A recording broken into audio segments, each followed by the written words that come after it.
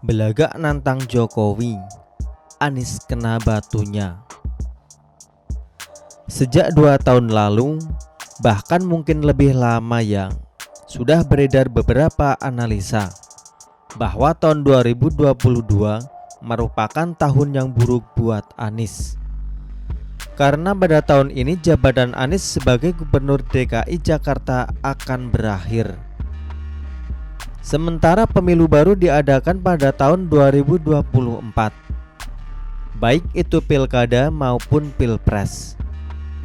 Disebut bahwa vakumnya Anies selama 2 tahun tanpa jabatan publik akan berpengaruh buruk terhadap elektabilitasnya sebagai capres 2024. Saya tidak mau bilang bodoh, kita anggap saja lucu. Lucunya, selama bertahun-tahun analisa itu muncul, Anies tidak juga memperbaiki kinerjanya.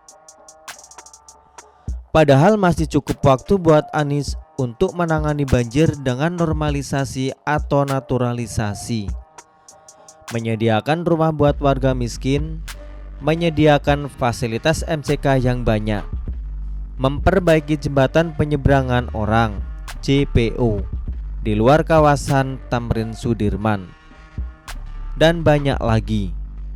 Dianya malah berkeras menggelar ajang balap Formula E yang kita semua tahu modalnya mencapai ratusan miliar hingga di atas 1 triliun rupiah. Duit rakyat semua itu, tapi belum terlihat hasilnya hingga sekarang. Waktu begitu cepat berlalu. Anies banyak membuang waktu dengan proyek kosmetik dan proyek mercusuar. Proyek-proyek untuk menipu mata. Proyek yang mendukung citranya sebagai tokoh yang mau nyapres. Bukan proyek yang bermanfaat buat rakyat banyak. Gembar-gembor kinerja Anies pun hanya dapat dipakai untuk pamer Stadion Jakarta International Stadium (JIS) yang sebenarnya dibangun dengan dana pinjaman dari pemerintah pusat.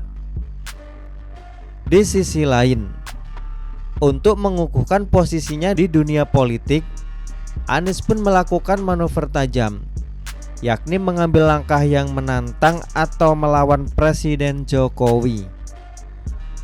Sudah sangat dipahami bahwa secara politis, posisi Presiden Jokowi teramat sangat kuat dalam menentukan siapa pemenang Pilpres 2024. Didukung oleh tingginya tingkat kepercayaan publik terhadap Presiden Jokowi. Siapapun yang di-endorse oleh Presiden Jokowi bisa dipastikan bakal jadi Presiden RI tahun 2024. Anies bermaksud memanfaatkan kekuatan politik Presiden Jokowi ini buat mengontrol citra dirinya sebagai orang yang berani melawan atau menantang Jokowi. Caranya dengan menyindir slogan khas Jokowi, kerja, kerja, kerja. Di depan para pendukungnya, Anies belagak memamerkan hasil kerjanya selama ini, seperti JPO yang instagramable dan JIS lagi. Sebagai penutup, Anies pun menyebut agar jangan kerja tanpa gagasan.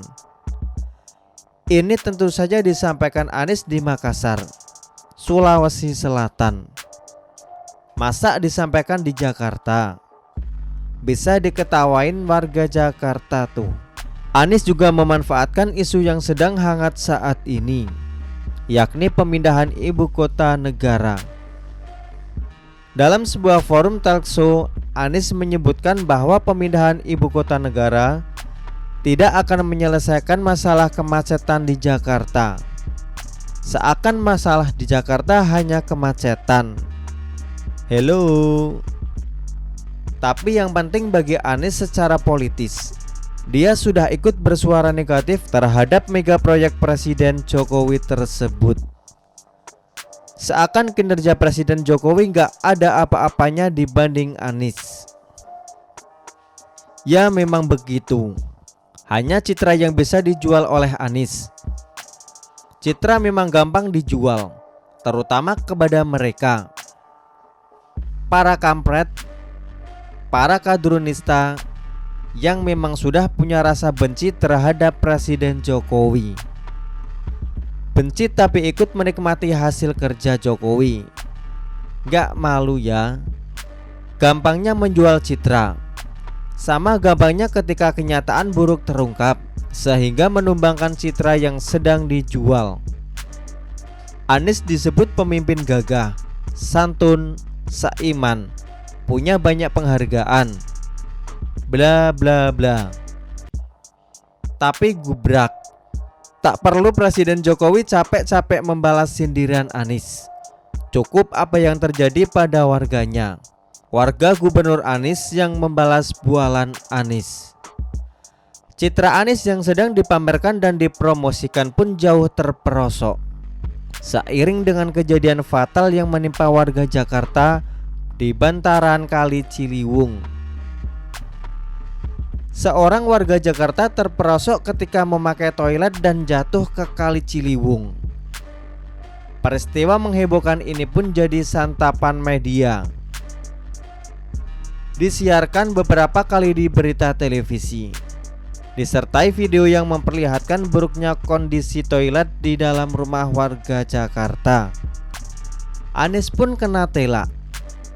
Dari posisi menantang Jokowi, Anies mendadak jeblok ke posisi yang terpojok. Anies lebih memilih membangun stadion JIS dengan uang pinjaman triliunan rupiah. Anies lebih memilih menggelar Formula E dengan biaya ratusan miliar hingga triliunan. Tapi Anies tidak sanggup membangun rumah dan toilet yang aman dan bagus buat warganya sendiri. Mak jelep, jelep, jelep.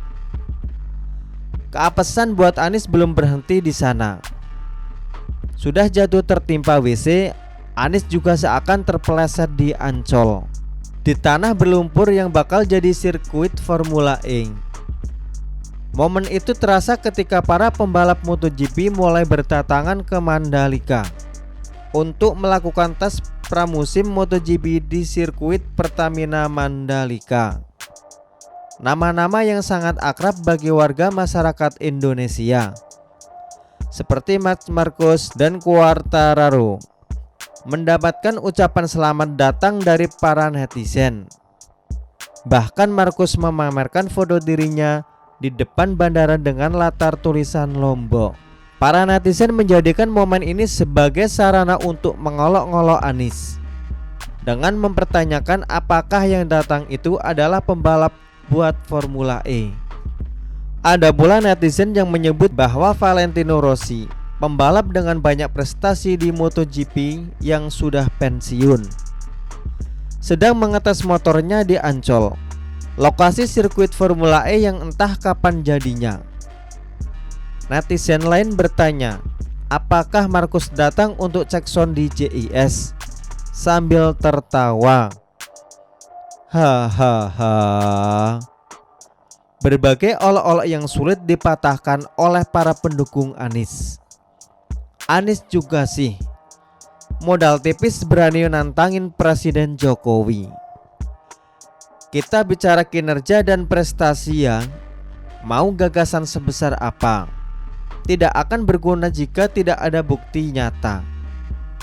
Sudahlah, Pak Anies, jangan mencoba menaikkan citra elektabilitas dengan cara menantang Presiden Jokowi.